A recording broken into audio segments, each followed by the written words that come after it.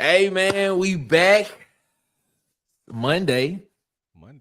The day a couple days after the Iron Bowl, man, and we here. So we just gonna talk, man. We just here around the water cooler. We got Ted, we got DC, Marcus, me. We here.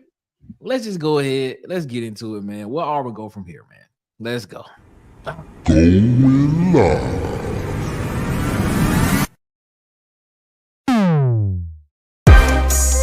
With the coolest podcast. The Water Cooler Talk Podcast. The coolest podcast. In your ear. Ladies and gentlemen, man, we are here around the water cooler, man. Thank y'all so much for joining us on this glorious Monday. Is it the first Monday of December? Yes. Man, it's the last month of the year, man. Well, you know what else? You know what else happened that was last? That was Auburn's last game Saturday as well. But you know, man, sad day for us, man. But we here. Hey, man, and we want to get into it, man. Thank y'all so much for rocking with us here at the Water Cooler Talk Podcast. Coolest podcast in your ear, man. As you can see, we got our guy from Auburn Aggies. We got the one, the only. DC Wolf. Shout out to DC Wolf. What's up? I'm in the house. Let's do it. I'm excited. All right. And you heard him. Now you see him. 1/4, 1/4, 1/5 of the Sharpshooters podcast. We got the best part. The best part of the Sharpshooters podcast. A portion of the Sharpshooters. A portion of the Sharpshooters podcast. The man will carry all the weight on the part. The Auburn fan.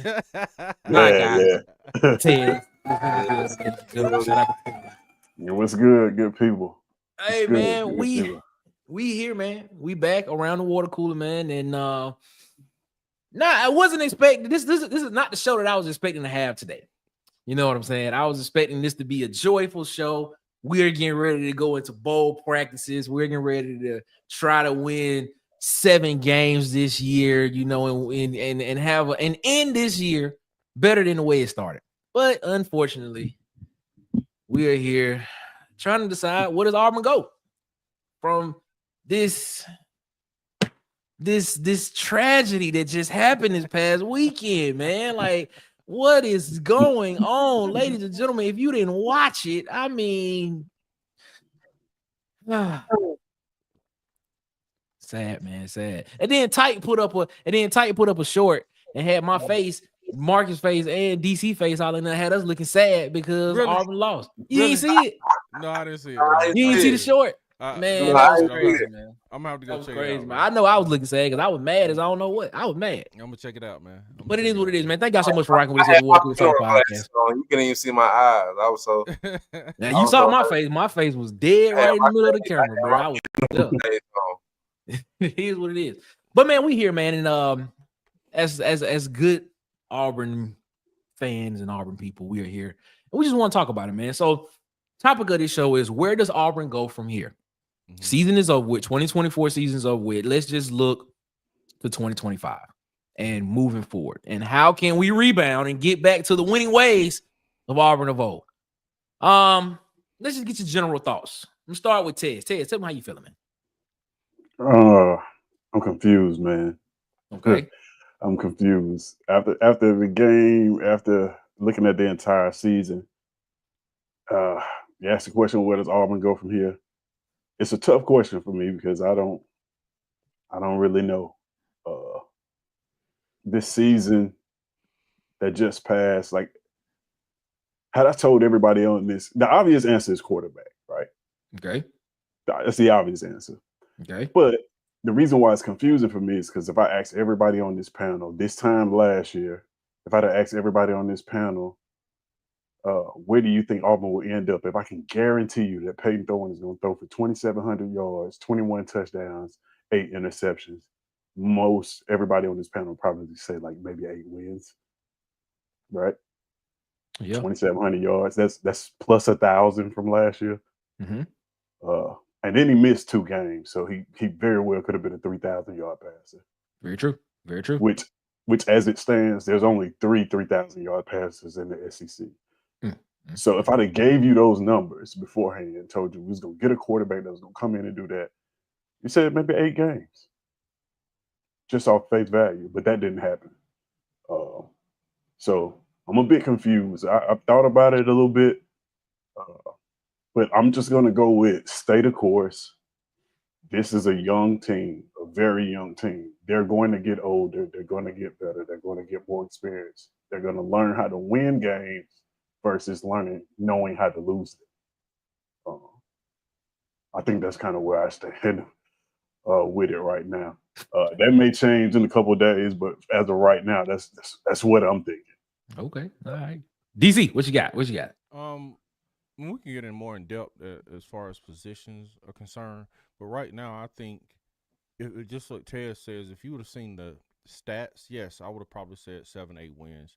But if you look at the dynamic of the season and how it unfolded, our main problem was the QB position.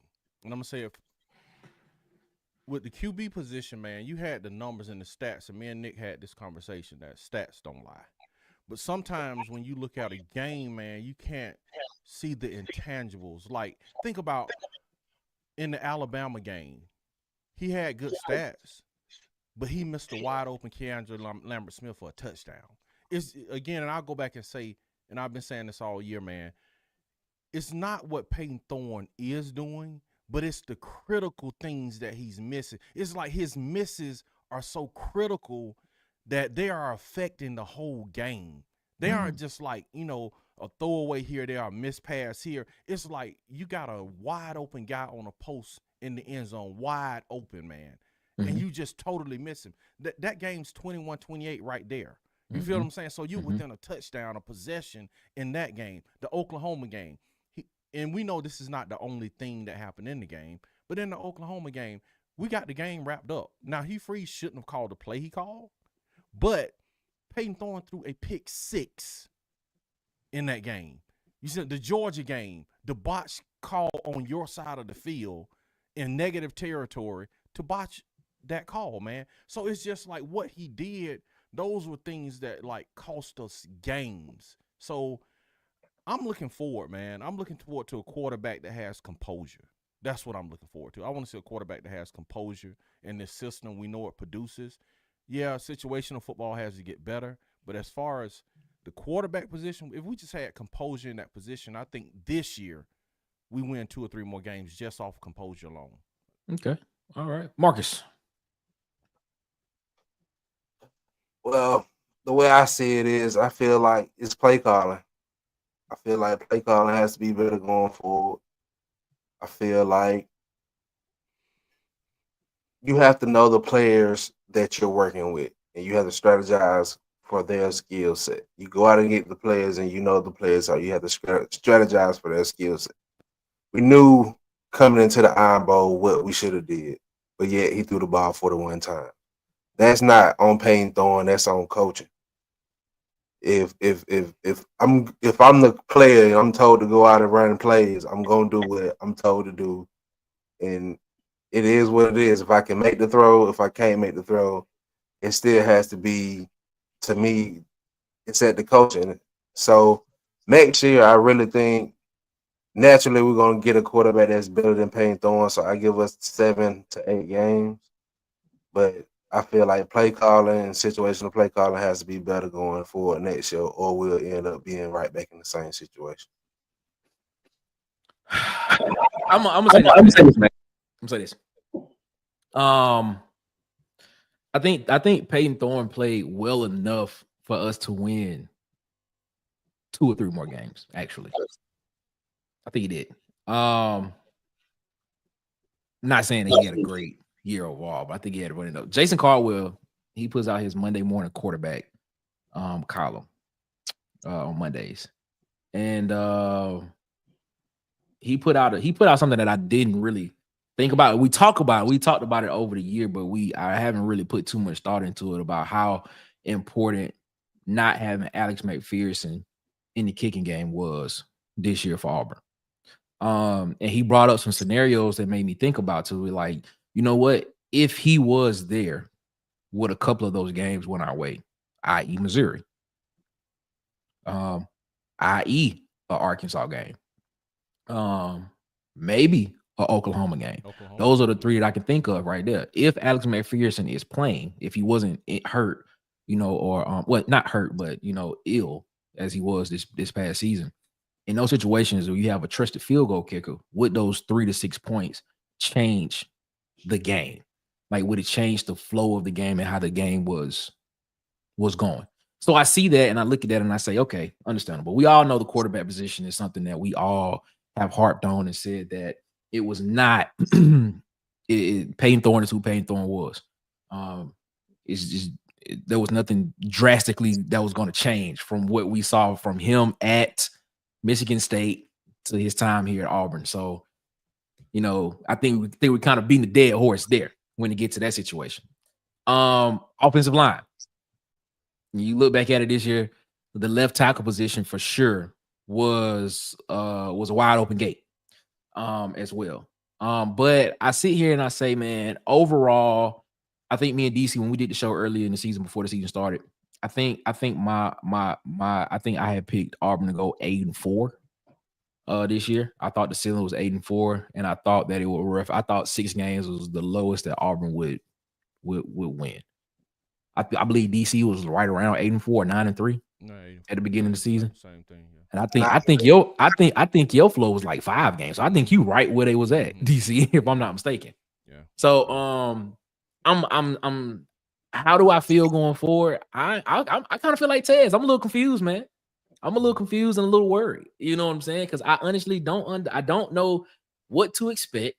With the age of the transfer portal, with the age of NIL, with the age of guys being able to opt out now and basically sit out a year and determine if they decide they want to keep playing and keep going forward.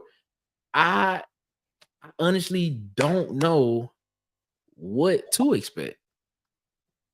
And that's kind of disheartening to me a little bit, because you can kind of sit here and look at it and be like, all right, next year, this is what we got coming back, and this is what's gonna happen. We got these guys that's gonna be here, but I don't know, man. And then couple that with the situational game management situation that's going on, I just don't know. Like, even if we do get a competent quarterback in those situations, is the game management part, the situational football part, gonna couple with that? That's what I want to talk to, Nick. Right. That is my holdback. Like, we sit here, we talk about Cam Ward. If Cam Ward was there, if we was in a close game, let's say Cam Ward is the quarterback, hypothetically speaking, and we still in a close game with Arkansas, or we in a close game with Georgia, do I trust the game management situation of the coaching staff to win us that game? I can't 100% sit here and say, yeah, I do. You know what I'm saying? So there's still some things that we have to that I think that this coaching staff has to prove now. And I'm talking about Hugh Freeze. Hugh Freeze is proven, and his coaching staff, of course, is proven they can recruit. I don't think none of us on here can say that they can't recruit. They can do that. Problem is, and I've always said this, can they develop it and can they manage it? Can they manage it? It's the problem. That's where it is. Fellas, Auburn is officially in the offseason, and the transfer portal, we have signing day coming up on the 4th, which is Wednesday. And the transfer portal is opening up December 9th, which is next Monday. Next Monday. As it sits right now, Auburn has Holden Garner, EJ Harris, and Michael Riley in the portal. Reports were saying that Hank Brown was entering the portal. He came out a couple of hours later and said that that's not true. He has not entered the portal. But he did not say, he said he's not entering the portal yet, but he didn't say he does not have plans on entering the portal, because technically he can't enter the portal until the 9th. With that, are there any other guys y'all are expecting that's on the roster, that was on this past roster this season, that will not be on the roster in 2025? Are there any guys y'all can think of that you can possibly sit here and say, He's gone. He's gone. I got one in particular, but go ahead.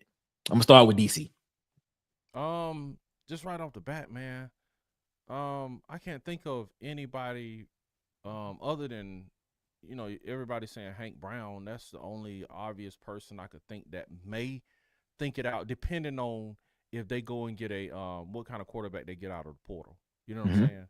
Because if they get him out of the portal, and then you got Deuce coming in and Walker White, he might see the writing on the wall. So that's maybe the obvious person. Not to say that he is, because he might be the type of dude that's like, man, I'm gonna stick around. Like Stetson Bennett just kept hanging around. You know what I'm saying? Transferred out, transferred back. Transferred back in. Yeah, just kept hanging around the program, man. And this dude wind up winning 2 national titles. So he might be that kind of dude that just stick around and say, hey, man, I'm gonna win this game. He might be a competitor. You know what I'm saying? So I'm gonna say, I'll say Hank Brown. It's obvious that people would think. What you think, Tez? What you thinking? Yeah, somebody actually just put it in the chat. Camden Brown, probably. Yeah, that is the person that I was thinking of. Yeah, I was thinking so too. And I think he goes somewhere and balls out too. To be honest, there were some rumors maybe about Cobb. I don't see Cobb leaving. I would want to retain him for sure, but I can see Camden Brown walking out the door for real. Okay. Marcus, what you thinking? Anybody in particular coming to your mind? I was gonna say Camden Brown too. At first, I was gonna say I want to call BS on Hank. I think Hank gone, but he said he wasn't. But Camden would be my next person. Okay. I'm gonna go out on a limb. I think Can Lee flirts with the portal. I think Can Lee flirts with the portal. I think he does the Keontae Scott. I think he does what Keontae Scott did last year. I think Can Lee jumps in the portal, sees what's out there, and then if it doesn't work out, I think he ends up back at Auburn. But I think there's an opportunity that Can Lee could possibly end up in the portal and actually be gone. I mean, with what's coming in, with Naeem offered crystal ball to flip to Auburn, I think that's probably one of the excuse me. I think that's a boundary corner spot locked up right there. I think Naeem Alford can come in and start as a freshman. I think he can. I think he can come in. Him and Jay Crawford on the end. I think they can start as freshmen. Coming in. But let's get to the most important position that everybody's talking about: quarterback. Quarterback. All right. So, Walker White is still in this. Is still in this quarterback room. As of now, Hank Brown is still in the quarterback room. Those are your 2 scholarship quarterbacks. Deuce Knight, well, he says that he is going to make his college decision on Wednesday. I believe at 9:30 at his high school Wednesday. So we'll be on the lookout for that to see if he sticks with Auburn or if he decides to take his talents elsewhere. A name has popped up. Well, 2 names has popped up in the transfer portal world of college football. Washington State's OC is leaving, so John Mateer is rumored to enter the portal and maybe somebody that Auburn looks at. Now, he has not entered the portal yet. It is just rumored because his OC is leaving Washington State. He may be entering the portal. Another name that has popped up as well, USC quarterback Miller Moss has plans to enter the portal, and it is reported that the schools that he is interested in looking at are, I'm pulling it up right now. He is interested in looking at Louisville, Iowa, Michigan, and Auburn are the schools that Miller Moss is looking at possibly transferring to. Now, Miller Moss was the quarterback that for USC this year that did beat LSU in the first game of the season. Just from I don't know how much Miller Moss y'all watch or how much of John Material y'all watch or if y'all have seen any of them. This is for the panel and anybody can answer first. Which one of those quarterbacks do you believe fits best with what Hugh Freeze wants to do? Yeah. I'm shaking my head with Tez. I'm like, Neither Dion, one of them. They both neither. sound like. I said neither one of them. Yeah, I Nah. mean, man, guys, honestly, man, uh, when I look at the only one that has viable stances, what Mateer. Mm-hmm. I looked at him. He's got what 3,100 yards, like Yep. 25 touchdowns, On like and 6 like interceptions, I believe. something like that. Yep. That's not in a much weaker conference. You can't tell me that's significantly better than the quarterback we just had. Well, Washington State doesn't even have a conference. Right, was playing a significantly easier schedule. You can't tell me that's much better than the quarterback we just had. It just feels. I don't know what we're looking for in the quarterback. Is the problem. I don't know. It feels like in order for this offense to be successful, we need a Heisman Trophy finalist at quarterback. You're correct. You are correct. That's what it feels like. And that's why I try to pump the brakes on we need a quarterback, because it's like, how good a quarterback are we gonna need? These guys look like two Peyton Thorns to me. You know what I mean? And that's not going to be significantly better than what we have right now. As of right now, I don't know a quarterback in the portal that changes us for real. Those two, I definitely don't think are it. Okay. I'm sorry, guys. I just don't know what the answer is. I was talking to DC about this. I was talking to DC about this yesterday, and I told him, I said the Mateer dude. I told him when I watched him play, I said he's exciting to watch. Right. The vibe I get from watching Mateer, well, if I'm saying, I don't know if I'm saying his last name right. I'm just gonna keep saying that. If I'm saying it wrong, please phonetically tell us in the comments how it's supposed to be said. I get Johnny Manziel-esque mixed with Bo Nix when I watch him play. When I watch the highlights, that's kind of what I see. I see like a mixture of Johnny Manziel and Bo Nix play. Now, if you can kind of, is that good? Is that type of quarterback what this offense needs to be able to score in the red zone? Because I mean, let's just be real. The offense does not have a problem moving the ball between the 20s. How do we score when we get in the red zone? Because that was the problem for Auburn in this game this past weekend, not being able to score in the red zone. What does this offense need in order to score the ball in the red zone? And some may already argue that they had the person on the field to do it, but it wasn't utilized correctly. What are y'all thoughts on that? That is the thoughts on that. They didn't run the football. We're waiting to get the ball. Okay. Yeah. Okay. Like, play calling is the reason what cost us a lot of games down the line. And I stand on that. And I'm like Tez, I feel like if we go get a quarterback, we have to get a quarterback that's gonna be so great it negates bad play calling. When the play breaks down, this quarterback goes and makes a wonderful play just off pure talent. So it's just like I don't see that quarterback right now. And I'm hoping maybe one of these guys turn into that quarterback, but right now I don't see it. Yeah. I'm like this out of the quarterbacks. I'm like, man, this is my opinion. Bro, just go get Caden Salter, somebody that already knows your system, so we can get that out of the way. Maybe you don't have to pay as much as you would have to pay as the top tier quarterbacks. Go get a Caden Salter. He knows your system. He's been in it before, so we can X that out. Go spend some money on the offensive line. Take all your money you got, every penny of it, and spend it on the offensive line, man. Tackles. Auburn can't, more specifically tackles. Man, Auburn cannot run the ball at will. It runs the ball well at times, but when you really need it, like, okay, man, we need to just run the ball.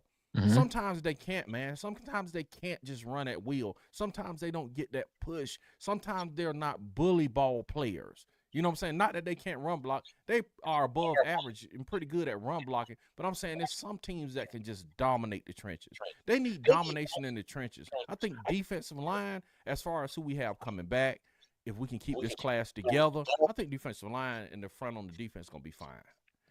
Offensive line, man. We'll talk defensive line, but I think maybe defensive line, you go get one. You just need a difference maker. Like, what's my man that went to Ole Miss, man? The defensive lineman that left. Walter Nolan. Walter Nolan. Yeah, you need one difference maker because you got Blockton coming back. You got 97 coming back. You got those guys coming back, and then you got to look at the dogs we have coming in. If they can be put in a position where they start early the same way as Blockton did, they can give you time. And then if you bring like one or two linemen out of the portal, I think you're pretty deep in the middle. You know what I'm saying? Plus you got Gage Keys and those guys coming back. But with the quarterback situation, go get Salter, man, and spend all your money on offensive tackles, man. Bring in some top-tier offensive tackles. Can I ask you guys a question real quick? So if he goes and gets a quarterback that we think knows his scheme, and we look up and we're right here next year, what are we saying then? It's definitely coaching. Yeah. It's saying it's definitely coaching, man. That's what it's saying. I think, man, and I thought about this. I thought about this a lot because this whole quarterback situation has had me kind of like I said, confused. Watching the Alabama game, thinking about the games that I've watched, there is no plan in Hugh Freeze's offense for pressure, to how to handle pressure. When we get blitzed, there is no immediate hot read. The play calling doesn't change to like a screen game, get the ball out quick.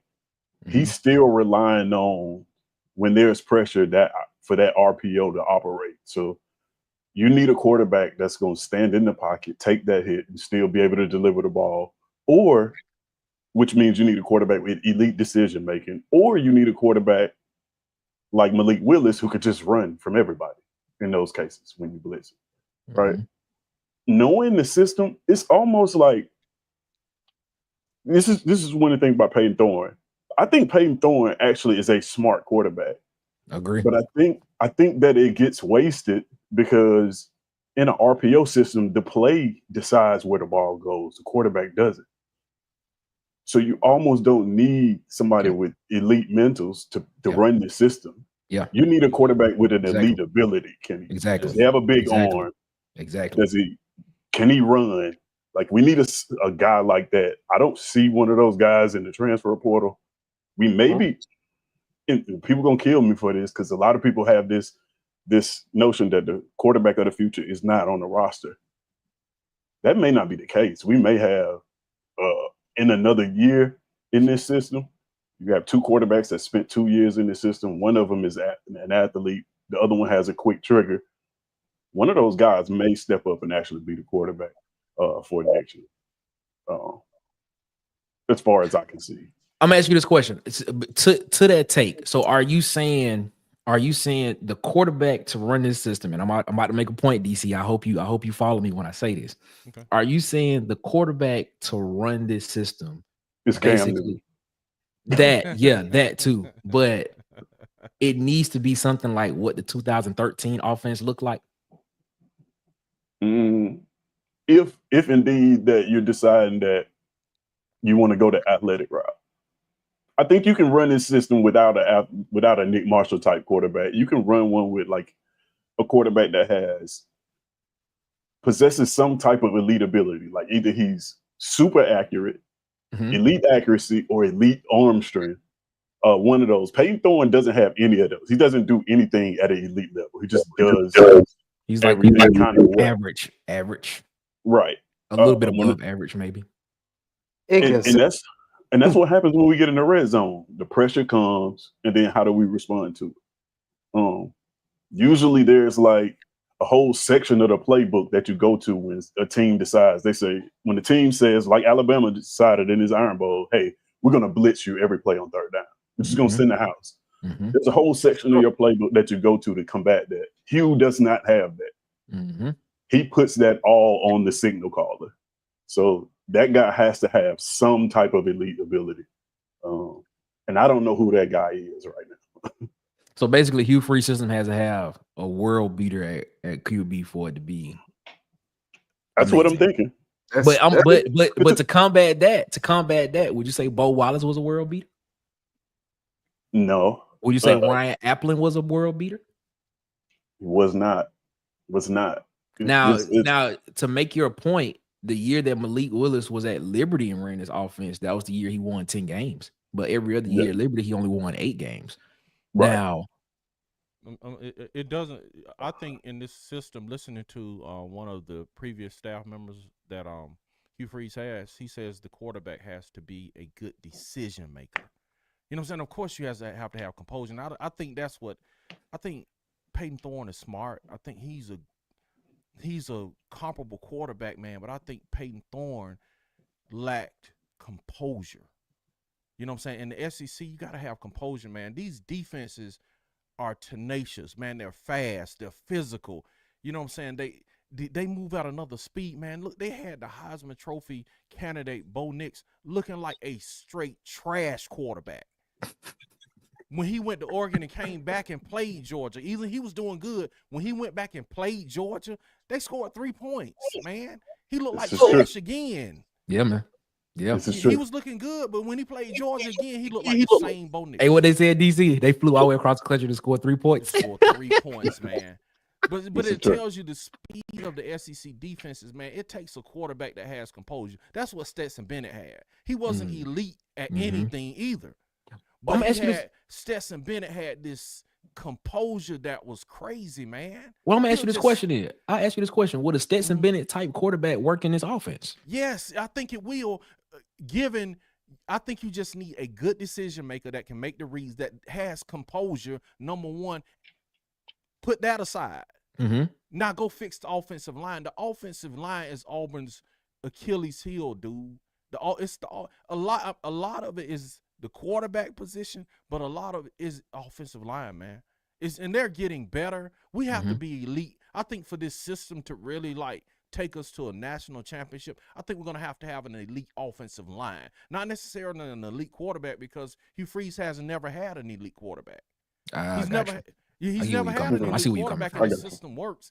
I think for us at Auburn, we're going to have an elite offensive line to protect that guy, to let him make the reads, to run at will when we need to, and to overcome the crazy play calling. That makes sense. That makes sense. So basically, that's a really good point. So basically, if you put the protection in front of the guy who's not that good, it'll make him look better, because they are doing, because the way you invested at is doing his job of protecting him and giving him time to make the decision. All right, I get what you're saying.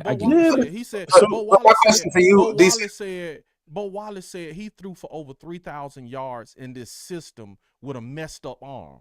He was just like Peyton Thorne. He's not making the right decisions. He was like, Peyton Thorne is going for these deep shots and big shots when he's missing all of the 4-yard gains. He was like, I was taking the 4-yard gains. He was like, they are available. He was like, Peyton Thorne is not taking them. He's trying to get these deep shots and all this stuff, these big plays. He need to take the 4 yards and keep the chains moving. He was DC, go ahead.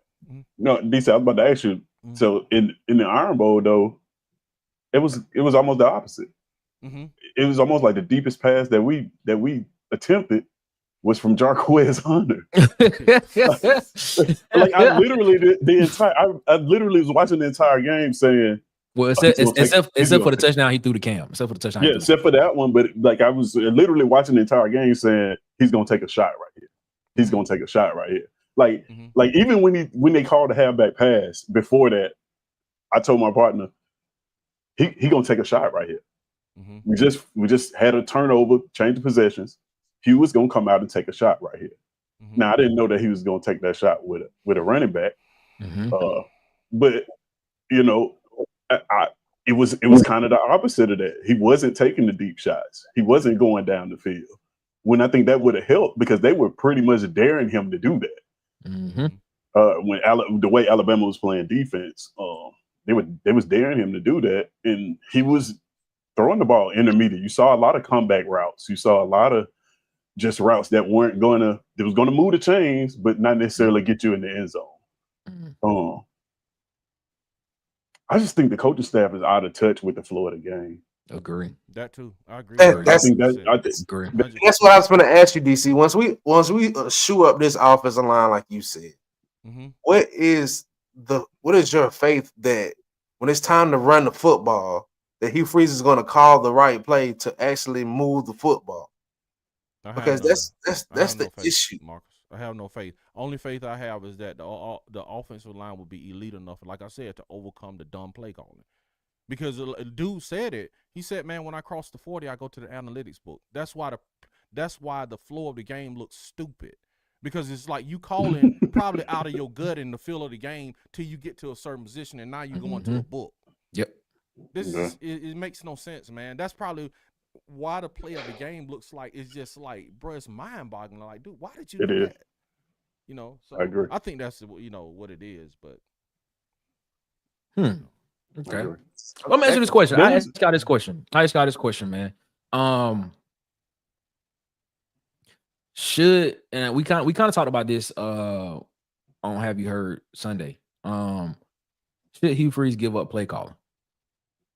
Should Hugh Freeze take the CEO approach and literally just go hire a OC and just let that OC run the offensive side of the ball and let Hugh just be the CEO of the football team? I mean, you see what's happening with DJ Durkin on the defense side of the ball. The defense, phenomenal. That's exactly. You know what I'm saying? The defense is doing really well. You know, and that's with a young squad. That's what a lot of young guys on that side of the ball. Isn't I that have his claim to proposed. fame, though? Say what now? Isn't that Hugh Freeze's claim to fame though? Yeah, Like, it is what it is. But when you know. become a head coach, like even Nick Saban was a defensive coordinator in NFL. You know what I'm saying? And he wasn't calling the and when he got to Alabama, he wasn't calling the defense, even though he was a defensive guy. He was a defensive backs coach. I mean, he had some input in what was going on during the week and doing game planning, but he wasn't calling. He wasn't the game day play caller of what was happening. That was Pete Golden. That was Kirby Smart. That was those guys that was doing that. So my question is this: I have proposed this? You know, people may think it's a bad idea, but I think it actually may have some credence. When Ohio State lose in these playoffs, I think he should call Ryan Day to be the offensive coordinator. Now, Bubba disagrees with me because he said he doesn't think Ryan Day is going to take a coordinator position. He probably won't. Man, that's all he'll be able to Probably take. won't. That's all he'll be able to take. Man, that was horrible, bro. I honestly think he should take Ryan Day. Yeah. I think he should take. I think he should go call Ryan Day and offer him the offensive coordinator position job. If I'm Ryan Day, I'm running to that job because it might not get no better. Man, come on, Ryan Day, he'll get another head coach. Man, come on, man. Ryan Day blew Right. it with Stroud, then he just blew it with his team. Come on, man. Ryan Day ain't touching the light of day as a head coach. When again, like what, for like the next 2 years? 2 years, he might well go to a HBCU. But wow, bro. Wow. So you hold up, man. So wow, that's not funny, but it's funny, bro. So you telling me if Arkansas, South Carolina, Mississippi State, any of those schools open up, they wouldn't call Ryan Day to be the head coach? Why would you be encouraged to though? Look at the roster that he had. I'm saying I could see them calling him like, bro. I could see them calling Ryan Day. I could see those schools like, yeah, man, and feel good about it. I could see the fan base feel good about it. If here's okay, I'm gonna say this. I think NIL has changed that around too. I think a lot of schools are gonna start sticking with a lot of coaches longer than what they would have because of NIL. So if a coach is doing bad, I think that coach may have a little bit more leeway. He may get an extra year or two just because of the fact that these schools are not gonna have to start putting these players on payroll. And the buyouts that these guys are having it's a lot of money that it may strap these schools some, especially some of these smaller schools that don't have the budget as Ohio State or have the budget of Oregon or Georgia or Alabama. So I think a lot of these schools may stick with a lot of these guys, or which I believe is the reason why Ryan Day won't even be available this offseason, because of the fact that, I mean, you just paid $20 million for a roster allegedly. What is his buyout? what is Ryan Day's buyout? Jesus Christ. Like that's Yeah. guaranteed money. You know what I'm saying? Like it ain't Texas A&M that can just give out $76 million to one person for them not to coach. You know what I'm saying? Some things, stuff like that. So my thing is, as much as I think that you're going to start seeing a lot of guys who were the head guys at schools, I think you're gonna start seeing a lot of them do what Chip Kelly and what Gus Malzahn just did. Just so they don't have to have that pressure. They just gonna be like, man, I'm just gonna go be a coordinator, and I just have to deal with one side of the ball. Well, I think those guys have realized through their head coaching trials that they're best at being coordinators. They're coordinators, exactly. Yeah. But as far as Auburn though, like and Hugh Freeze calling the plays or hiring somebody to call plays, I think even if he calls the play, like it just needs to be one hand in the pot. I think that's why it looks so just discombobulated this year, because he even said you got Derek Nix on like first and second down, then Ken Austin is calling the passing plays, and then I'm stepping in on third down. And the offense looks like that, right? Last year under Hugh Freeze, I don't know what that was. You know, I don't know if he was calling those plays or not, but I think the rumor is his contract, his buyout ends after year 3. So if I'm a coach and my buyout ends after year 3 and I'm an offensive guru, I'm calling plays. And it's going to be no hands in pots. It's going to be me every single play. It just is what it is. So before Hugh Freeze got to Auburn, I thought he was a great play caller. I haven't seen Hugh Freeze commit to calling plays by himself at Auburn yet. I would love to see that. Is this season okay? To that point, is this season different if Hugh Freeze is the sole play caller throughout the season? Because I'm gonna be honest with you, that's kind of what got Brian Harsin fired, along with the recruiting. Was Brian Harsin? He was known as an offensive guy. Like he put these guys in the league. Kellen Moore was his quarterback. Was a quarterback that he coached. He's known as a great play. Harsin was known as a great play caller, but he wasn't calling plays. Right. You know what I'm saying? So, but my thing is, and of course he wasn't recruiting as well too. But the thing is this too. Like if Hugh Freeze calls plays, does this season look different? Do we win those extra? Or do we win those extra 2 to 3 games to be able to have an 8-win season? I think this season looks different if anybody calls plays by themselves. Like if you let Hugh Freeze call the plays by himself, I think the season looks different. If you let Derek Nix call all the plays by himself, I think the season looks different. Think about what Hugh Freeze said in the press conference at the Alabama game. He said that he called the 4th down read option, whatever that was, at the goal line. You remember that play? Yeah, I know what you're talking about. Yeah. So think about what happened. We're driving the ball. We're getting up to the goal line. Then the head coach steps in and say, no, let's go fast. Let's run this read option and try to sneak in the end zone, right? When you had somebody obviously in the rhythm because we got that far, you should have just let him continue to call the plays at that point and get us in the end zone. You came in, inserted yourself. You don't have a feel for the game at that point. So I think if he just let one person call plays and not have this makeshift group by committee play calling mess that we've seen, I think it looks loads better than what it looks like this year. Okay. So a single play caller. Okay. Just one. So basically what you're saying is I should be, if in his contract it does say after year 3 his buyout goes away. So basically I should be more inclined to believe that now Hugh Freeze is going to take full ownership of the offense coming up in 2025. I'm saying that if it was me, I would. I don't know what he's going to do. Here's the backside of that, though. Here's the backside of that. Is Hugh Freeze ready to take all of the blame for what comes? Well, he's going to get fired if it doesn't work. Huh? You see what I'm saying? He's going to get fired if it doesn't work. Of course. But the thing is, is he ready to take the blame for it and be the reason why he got fired? Or does he want to have the scapegoat of saying, well, if I could have did this and I would have had this, we would have been done better? what he's Yeah. saying is, can he withstand without deflecting all the time? Can he go to the press conference and not say and not have no one else to blame but himself? Yeah, I'm probably not. But what I'm saying, if it doesn't work, it doesn't matter. Because if it doesn't work, whether he's calling the plays or not, he's gonna be sitting at home in 2026. Like, so what do you want to do? You want to let somebody else call the plays on your contract year? You want to call plays? I'm gonna call my own plays, bro. I'm gonna go out with what I've done my entire career. Golden Boot, shout out to the Golden Boot podcast. I saw this comment come up in his question. He said, so I have to ask, this is shout out to those guys, Vandy, Chris, and George over there, man. He said, so I have to ask, what signal does it send to you as fans that your number 2 and number 3 quarterback enter the portal within minutes of each other on Sunday? Now, to your point, Golden Boot, Holden Gardner did enter the portal. He did mention that he has plans to enter the portal.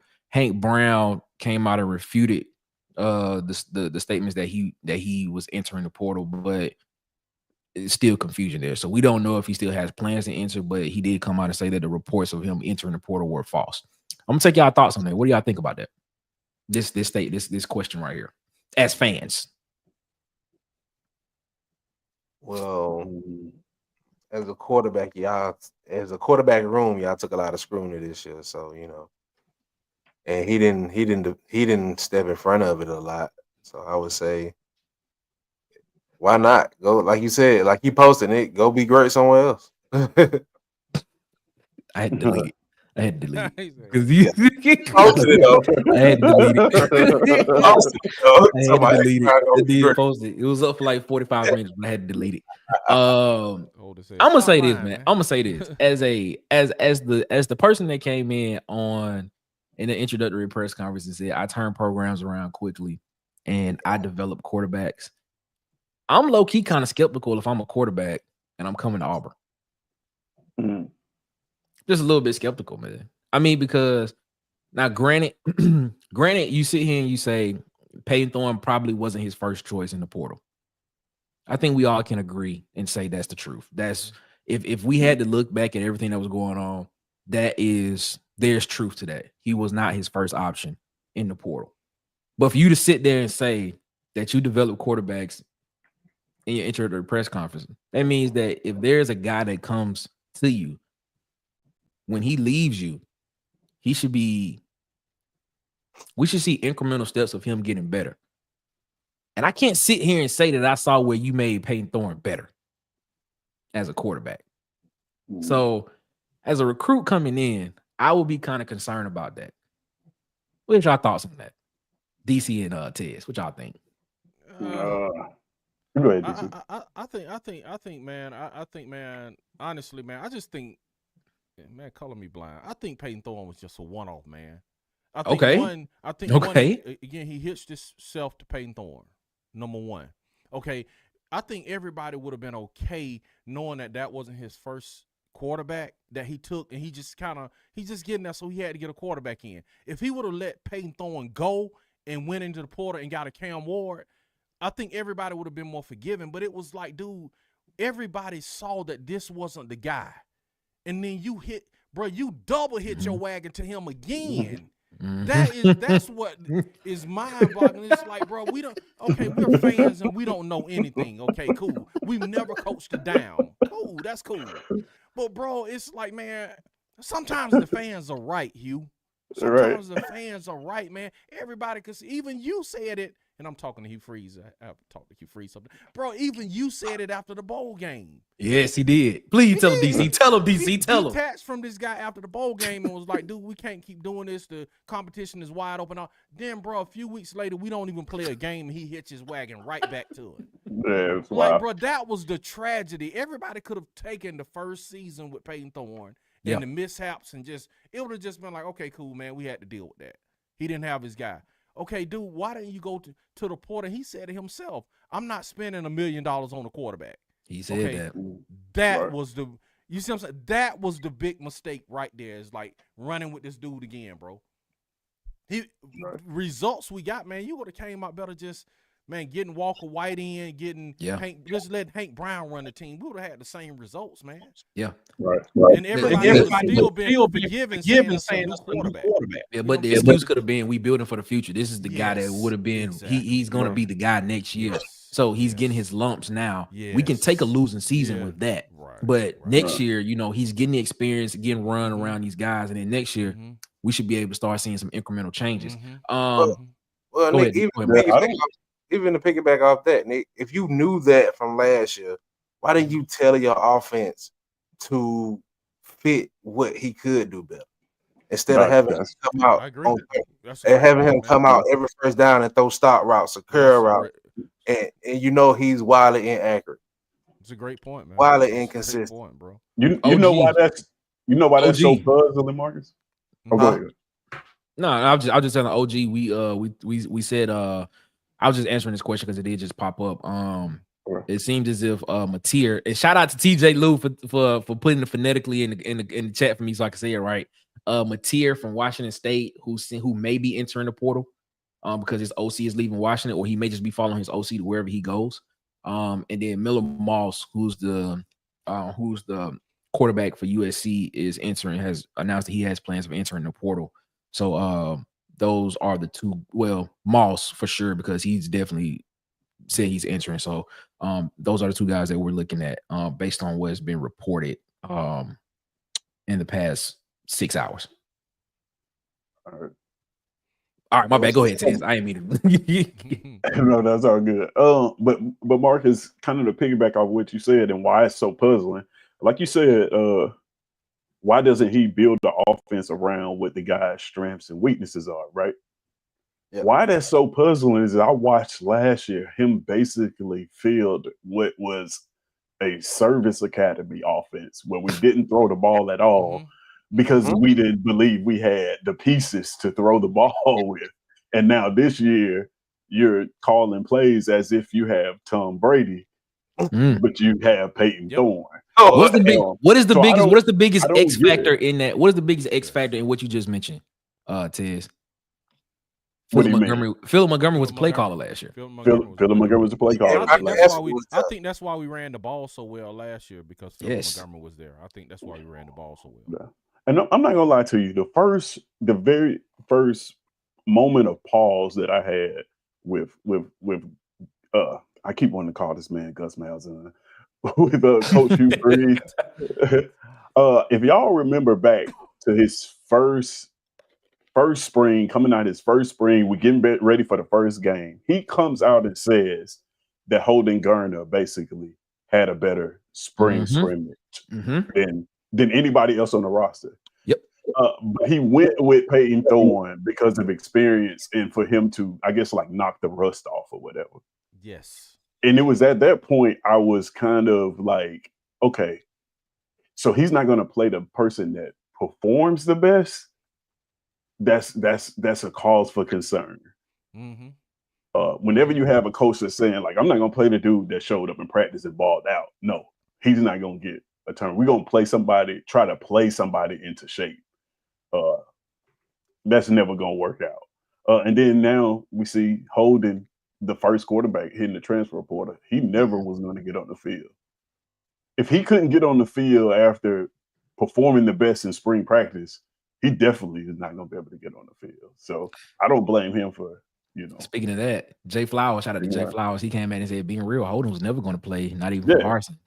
Ain't going to play clearly. So I don't care. I mean, this is the thing though, man. Holden was recruited by Harsin. I think Holden was the guy that Harsin wanted for his system. This is me personally. I think that's the type. If you go back and look at the quarterbacks that have been, especially like a Kellen Moore type, Holden Garner kind of fits that mold a little bit. So I think that's the guy that Harsin wanted to run the offense that he wanted to run at Auburn, but he's not there. And I just don't think. I think when Hugh Freeze got hired, I think Holden Garner was never going to play. I agree with y'all that he was never going to play in this offense with Hugh Freeze. That's just my personal opinion on that. Before we get up out of here, fellas, defensive side of the ball. we talked about D-line a little bit earlier. And I stated that I think that what we're missing on the defensive line is a dominant presence in the middle. And I mentioned this earlier. I mentioned this early in the season. I can't remember what game it was that I said this, but I said I feel like if Auburn can get a pass rush presence that can get in the face of the quarterback when the quarterback steps up in the pocket, it will help out a lot.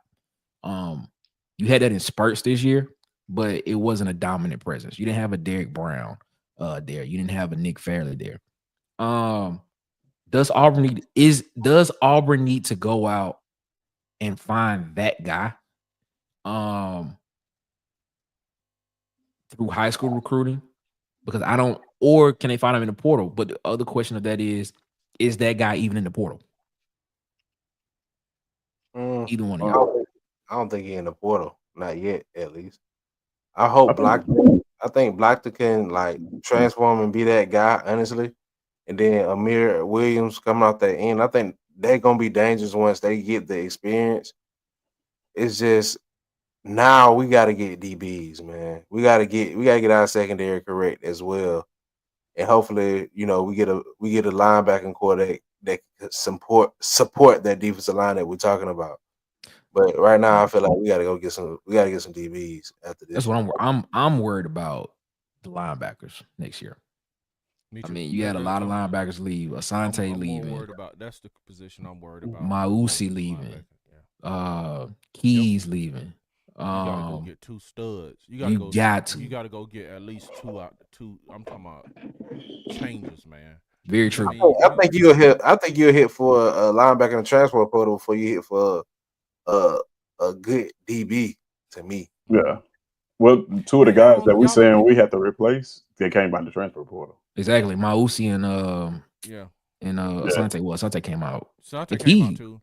Yeah, Keys, all of them. Yeah, all transfer portal guys. Yeah. So, I'm very high on DJ Barber, but I believe DJ Barber took a red shirt this year. Yeah, if I'm not mistaken, Barber's gonna be well. Then he's gonna be a baller. You bring him back Reddick. He's already got experience. Yes. Now this is my question, and then you got to bring about Williard too. So we have three. Yeah. Do you think they move Joe Phillips? I was just about to say that. Do you think they move Joe to the middle? See, I was just about to say that. Joe to the middle, and then maybe get two more out of the portal. We got a deep linebacking core.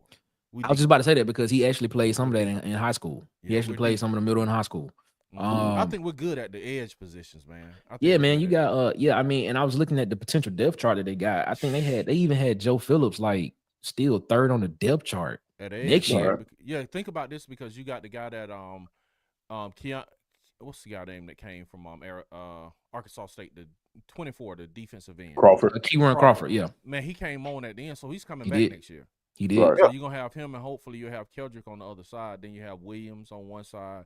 Then, you know, Joe is going to be like the third, even in the third in that position. Yeah. Or edge. So I don't know if you put him back in the middle. You know what I'm saying? That, you know, he can probably get some run in the middle, too. Either way, man, I think Joe Phillips I'm more worried I'm going to put it like this. Joe Phillips just need to be on the field because he a baller, bro. That's all it is. I don't care where you put him at. Just put him on the field. The boy can play. I'm telling you, man. I'm more worried about depth in the secondary and on the D line than just finding that guy because I mean, you look at this year, we started or rotated a freshman at every position on defense. Every single one. We led the league in freshman stats on defense. These guys are going to grow up and be an absolute problem, assuming that we can keep, especially if we can keep some depth like Ken Lee. We can keep some guys like that. These guys are going to be an absolute nightmare to deal with, man. They're only going to get better. Even at linebacker, I look at DeMarcus Riddick. I know he's probably feeling it now, but I mean, this is a guy who probably needed to be humbled, right? And what does he look like as a humbled linebacker? I think it could work, man. I think we need more depth because I read somewhere, I don't know how true this is, but I read somewhere that there are more players on this roster that were recruited by Gus Malzahn than there are that were recruited by Brian Harsin. Which was interesting. which is You interesting. got to think, Jarquez Hunter is the only person left from that Harson class. Yeah, when I started looking through it, One I'm player, like, man. oh yeah, you That's might be crazy. right about that. It's crazy. So we definitely have a depth problem because that means like we just had like a year and a half in the hole, right? Pretty much. So I think from a depth standpoint, yeah, I think that's what we need to go after. I think the guys are on our roster. I think Blockton can be a force in the middle. We're talking about a freshman now who next year will develop. Like I said, Riddick and DJ Barber. And then even on the back end, like we had a safety problem, and then Harris came in. Yeah. And You gotta realize Champ Anthony went out with an injury in the Arkansas game too. Yeah, that's why I'm asking y'all. Why do y'all think the back end is a problem? Is it like It's I just want to reassure because I know we found a safety. I know that much. Yeah, so you got Sylvester Smith, you got Harris. Then you bring it. Then if you bring in Fagans and Winters under them, dude, that's gonna be deep. Then if you can keep Canley, if you can keep the freshman All-American, and then if you can bring in Naeem Alford and then bring back Champ Anthony, you got some dudes back there, man. You got some dudes. So that's why I was wondering why y'all like. And maybe maybe go get like a transfer junior out of the portal or something like that. Maybe maybe get a transfer junior out of the portal. One guy, one or two guys in this. Yeah, it's just depth. Okay, I got you. Just depth. Why you say, Mark? Okay, I got you. What you thinking, Marcus? Oh no, I was just saying because you just got to make sure because the thing about SEC defenses, we're gonna blitz a lot, and when you blitz a lot, you're gonna put that DB in man-on-man coverage. And a lot of times in Auburn, if they pick up the blitz good enough, we end up getting caught slipping in man coverage. Like you said, we got some young guys, so I'm really encouraged with that. But like Nick said, I wanted to go get a transfer portal safety or another junior, like Nick said, just to reassure that back end. Because like I feel like the young pieces that we got in the front seven going eventually mature, and it's gonna be a show. I can't say what I want to say, but it's gonna be a show. But when that happens, I just want to make sure our DBs are in the proper situation because Riddick, Joe, that front seven gonna be dangerous very soon. Yep. And that DB core got to be able to back it up. Yeah. Jay, to answer your question, Coy Moore went to Western Kentucky. That's where he is now. He's at Western Kentucky. And B Sharp, no, he's not flipping to Alabama. He's not. No, it's not happening. They'll probably flip that other corner we got, Donovan Starr. Yeah, Donovan Starr may end up flipping, but if he flips, I'm not saying he's not, but if he flips, it'd be surprising because his brother's on. Exactly. Right. The king of the comments say no one is on the roster from Gus. Jeremiah Wright is on there. I think Luke Deal. Yep. Yeah. What you got to consider? What you got to consider about this? May have been Gus, maybe. Yeah, so you got some several guys that are on there. King Richard put this up, man. King Richard, when he entered, this guy, Julian Humphrey, he started at Georgia, if I'm not mistaken, the past 2 seasons, and he has 2 years of eligibility left. And he announced that he's entering the portal as well. It would be nice to have him at Auburn, but I believe there's a rule in place. And tell me if I'm correct, DC, that he can't transfer to another SEC school. Not in play immediately. I don't think he can play immediately. Oh yeah, sit out again. Yeah. Or he got to sit out at least a year, I believe. But it would be nice to have him change or a graduate transfer. Yeah. That would be nice to see that happen as well.